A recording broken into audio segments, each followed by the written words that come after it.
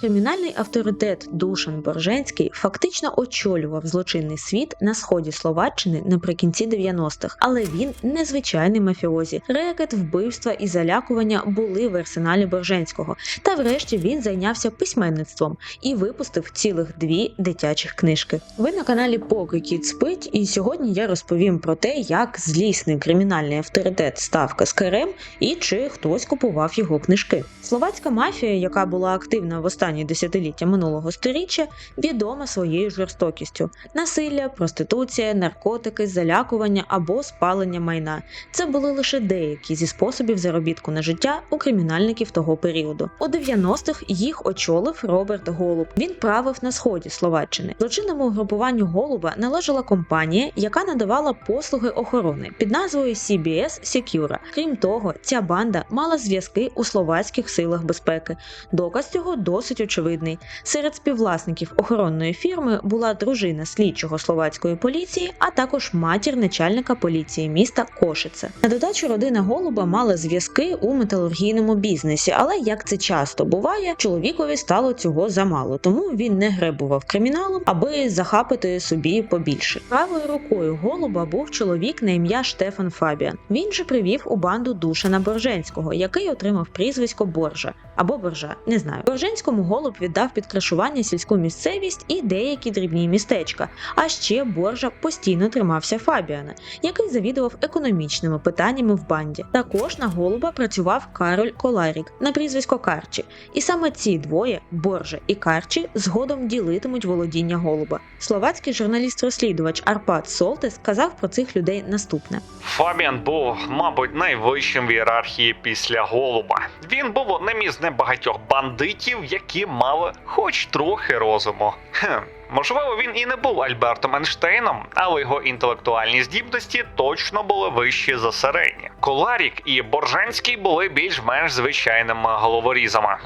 Що Коларік, що Борженський досить таки непогано почували себе у межах банди Голуба і наводили страх на словаків. Але у 97-му році все трошечки змінилося. Річ у тім, що того року на Голуба напали. Невідомі вистрілили в нього, просто їдучи на мотоциклі. Втім, Голуб вижив, а коли прийшов до тями, взявся шукати нападників. Він був впевнений, що один з них, власне, стрілець, це такий собі Алойс Кромка. Знайти його не вдавалося, тому Голуб вирішив діяти через членів сім'ї. Разом зі своїми людьми, серед яких був і Борженський, головний герой цього відео, Голуб взяв у заручники брата Алойза, Яна.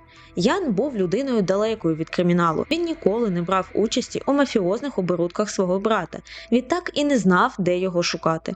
Але коли подібне було переконливим аргументом для кримінальників? Борженський та інші катували чоловіка, а не отримавши бажаної інформації, вбили його. До речі, про інформацію. Невеликий, але корисний офтоп. Якщо ви їздите на своєму авто чи виїжджаєте за кордон, вам може стати у пригоді мобільний застосунок Hotline Finance. У ньому можна швидко оформити страховку та зручно її зберігати. Наприклад, автоцивілку для водіїв в Україні, зелену картку для водіїв за кордоном, туристичну страховку та інші види. 5 хвилин піде на вибір оптимальної для вас програми та оформлення і все готово. А з промокодом KID отримаєте до 10% вигоди. Завантажуйте застосунок Hotline Finance за лінком, який я лишаю під цим відео. Так от, свою допомогу у пошуках нападника на Голуба запропонував також інший словацький кримінальний авторитет Мікулаш Чернак. Він заявив, що знає, де той ховається, але повідомить про все особисто. Зустріч призначили у готелі «Дунай» у Братиславі. Голуб вирушив туди не сам. Він взяв із собою кількох міцних хлопців, серед яких були його права рука Фабіан і Борженський. Якщо вам більше 2 років, ви, напевно, здогадалися, що мотиви Чернака були, скажімо так, не з найдобріших. Він хотів прибрати Голуба і поставити керувати його володіннями когось зі своїх людей або принаймні принаймні того, хто був йому плюс-мінус близьким. Тому вже за кілька хвилин після того, як Фабіан, Чернак і Голуб сіли за умовний стіл переговорів, у дверях готелю з'явився вбивця. На ньому була перука і чомусь ніхто не звернув увагу на таємничого незнайомця. Завдяки цьому він зміг підійти ближче і, власне, виконати свою справу. Згодом з'ясується, до речі, що це був нібито якийсь відомий кілер, якого злапали врешті в Угорщині і посадили на довічне. Так от, вбивця у перуці зробив кілька пострілів. Кулі влучили у Фабіана і Голуба. Борженського не зачепило, бо він не сидів поруч з іншими двома за столом, а чатував неподалік про всяк випадок. Фабіан від отриманих поранень загинув, а Голуб вкотре пережив напад. Кримінального авторитета у критичному стані привезли в лікарню. Втім, і там для Голуба підготували пастку. Зробивши все, що від них залежало, лікарі перевели кримінальника у палату, але на даху сусідньої з лікарнею будівлі вже зачаївся найманий вбивця.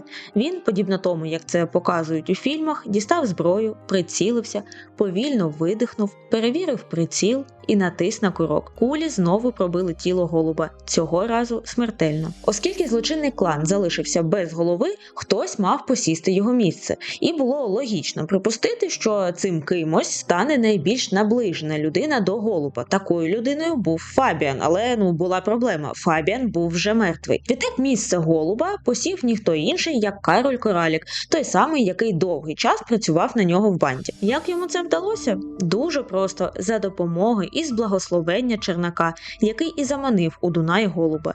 Річ у тім, що Чернак і Коларік були родичами. Чернак був хрещеним батьком дітей Коларіка. Коларік також спочатку мав супроводжувати Голуба та Фабіана під час вище згаданої поїздки до Братислави. Але коли настав час їхати, в останню хвилину цей хитрий лис заявив, що має справи і ніяк не може долучитися. Річ у тім, що Коларік заздалегідь вступив у змову з Чернаком, і Чернак пообіцяв, що допоможе прибрати Голуба, і як тільки боса не стане, Коларік, власне, отримає у володіння Кошице. Але тихо-мирно все провернути не вдалося.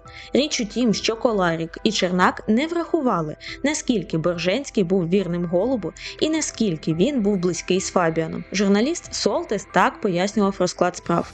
Борженський так і не зміг пробачити Коларіку, оскільки Фабіан був його дуже близьким другом. Між ними, Борженським і Коларіком, почалася справжня війна, яка стосувалася не лише помсти за Фабіана, але й спадкоємства всередині злочинної групи.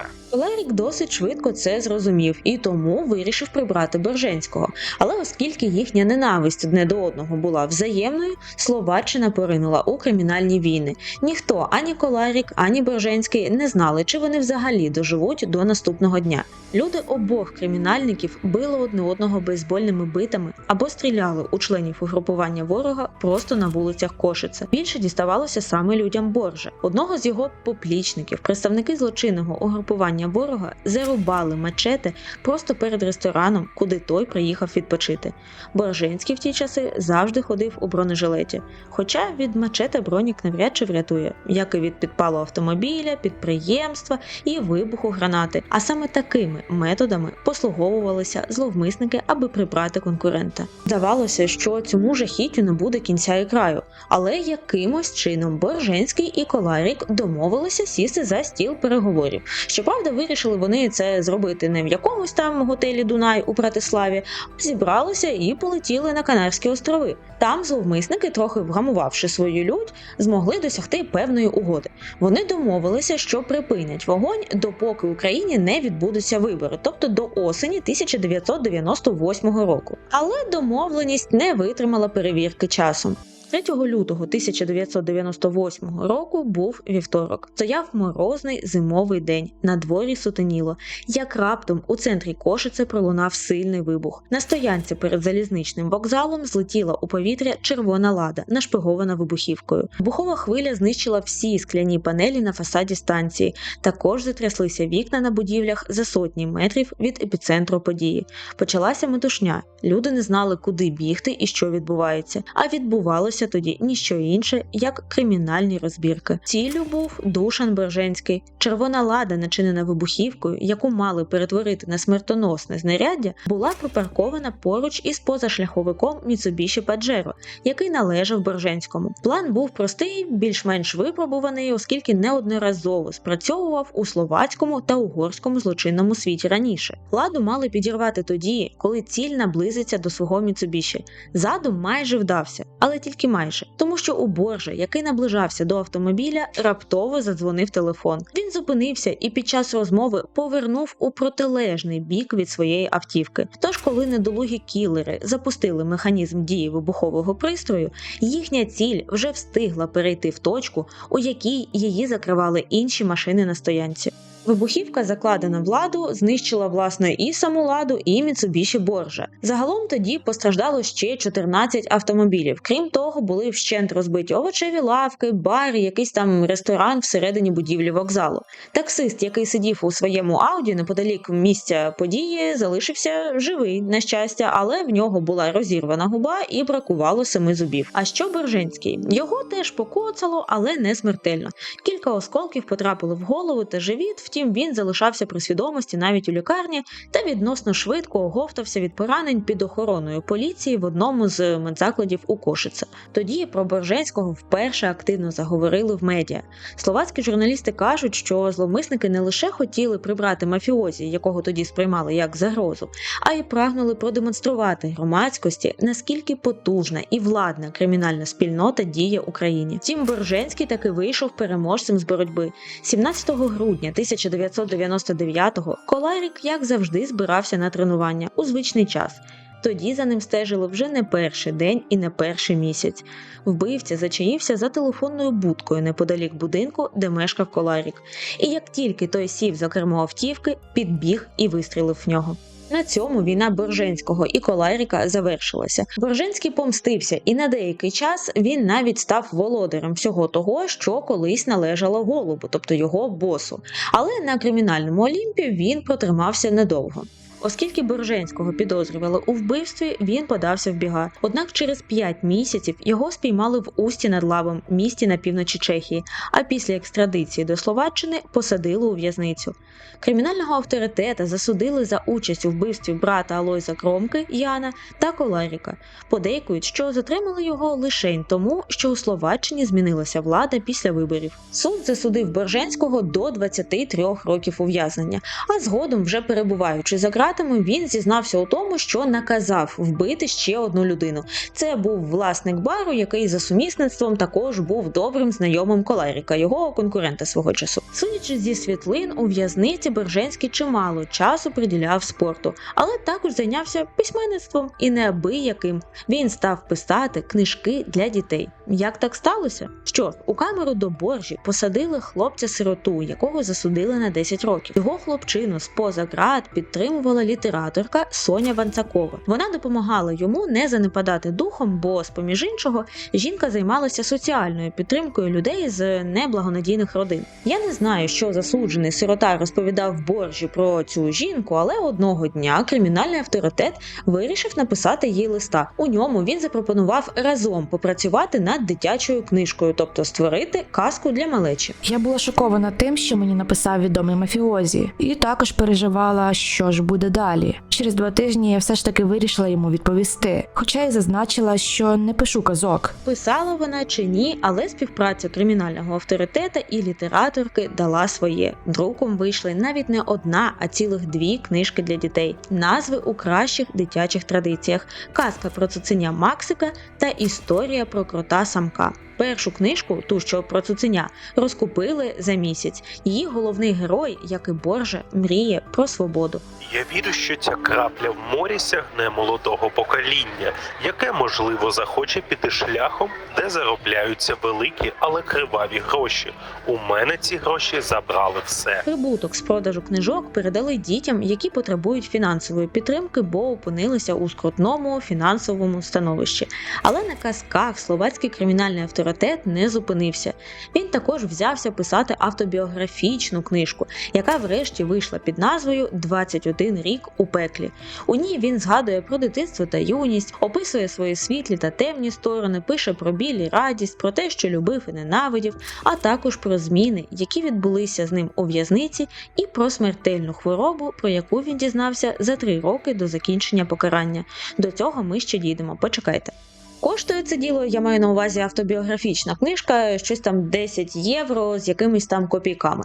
Якщо ви знаєте словацьку і маєте 10 євро з копійками, можете собі читати по вечорах. Якщо ви не знаєте словацької, але маєте 10 євро з копійками, можете закинути їх на розвиток цього каналу, або можете перерахувати на підтримку Збройних сил України, або закинути і туди, ви вільні люди, робіть як знаєте. Так от, про хворобу. Борженський майже відбув свій термін ув'язнення, але так і не дожив до звільнення.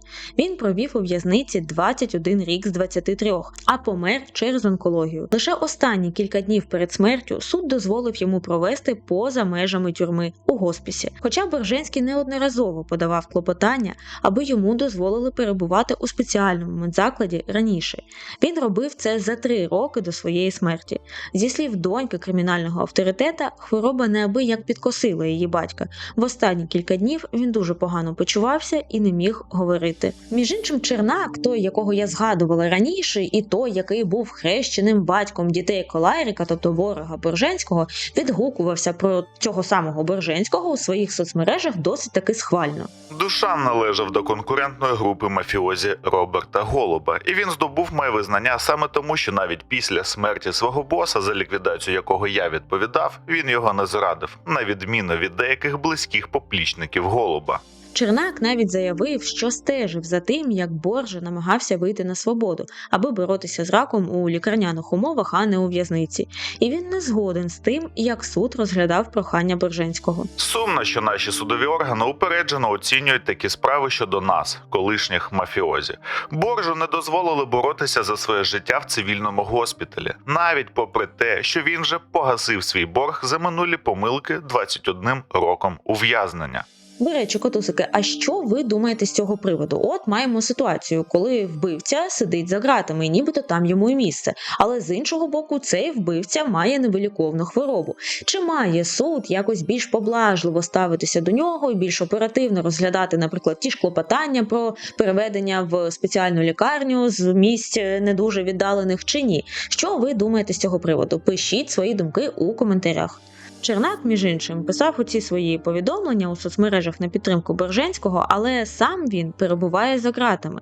Йому дали довічне за участь у 6 вбивствах, а загалом він зізнався у 16 злочинах, вбивствами з яких були 14. Просто самого зізнання було недостатньо, аби суд визнав провину, повинні були знайти докази і, схоже, їх тут просто не було. Та повернімося до героя, чи то антигероя цього відео, Борженського. Його адвокат всю дорогу стверджував, що Боржа розкаявся і шкодує про своє кримінальне минуле. Хоча судді, які розглядали клопотання про переведення до медзакладу, були впевнені, Борженський просто грає і насправді ні про що скоєне за життя не шкодує. Хай би там як, а ми вже не дізнаємося, що він відчував і думав насправді, бо Борженського серед живих більше немає. Зате якийсь з малюків, можливо, просто зараз гортає книжечку, написану рекетиром і вбивцею. В цікаві часи живемо, що тут ще скажеш? Ось така історія, котусики. Пишіть у коментарях, що ви думаєте про персону Борженського і про його ідею написати дитячі книжки. Також не забувайте про вподобайку, підписку і про те, що розвиток каналу можна підтримати гривнею. А поки що я вам раджу дивитися інші відео на каналі, зокрема про донецьких кримінальних авторитетів, які у 90-х подейкують працювали ні на кого іншого, як на самого Ахметова. Побачимося!